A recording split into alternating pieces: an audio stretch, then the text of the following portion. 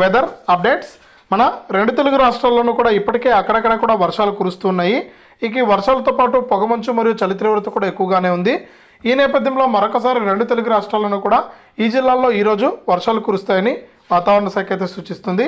ఇక ఆంధ్రప్రదేశ్లోని ఏ జిల్లాల్లో వర్షాలు, అలాగే తెలంగాణలో ఏ జిల్లాల్లో వర్షాలు కురుస్తాయనే వివరాలన్నీ కూడా ఇప్పుడే మీకు అందరికీ కూడా నేను వీడియో ద్వారా తెలియజేస్తాను. వీడియోను ముందుగా లైక్ చేసేయండి, తెలిసిన వాళ్ళకు షేర్ చేయండి.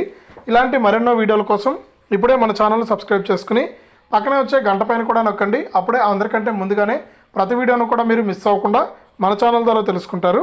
ఇక మనం వివరాలకైతే వెళ్ళిపోదాం. మన ఆంధ్రప్రదేశ్ రాష్ట్ర వ్యాప్తంగా ఎవరైతే మనకు అర్హత ఉన్నటువంటి ఎవరైతే రాష్ట్ర వ్యాప్తంగా రైతులు కానీ ఎవరైతే ఉన్నారో వారందరికీ కూడా మనకు వర్షాలు కురిస్తే చాలా ఇబ్బంది అయితే ఎదురవుతుందన్నమాట. ఈ నేపథ్యంలో మరొకసారి బంగాళాఖాతంలో ఉపరితల ద్రోణి కారణంగా 2 రోజుల పాటు కూడా వర్షాలు కురిసే అవకాశం ఉందని వాతావరణ శాఖ అయితే సూచిస్తుంది.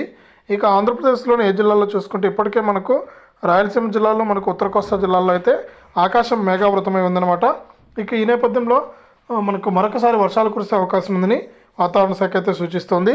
కాబట్టి ప్రజలు మరియు రైతులు అప్రమత్తంగా ఉండాలని, వారు వేసినటువంటి పంటల పట్ల జాగ్రత్తగా ఉండాలని కూడా వాతావరణ శాఖ అయితే అప్డేట్ అయితే తీసుకొచ్చింది.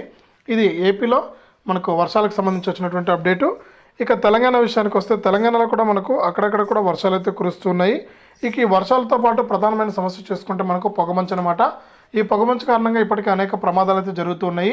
ఇక ఉదయం పూట అయితే చాలా జాగ్రత్తగా ప్రయాణాలు చేయాలని వాతావరణ శాఖ అయితే సూచిస్తుంది.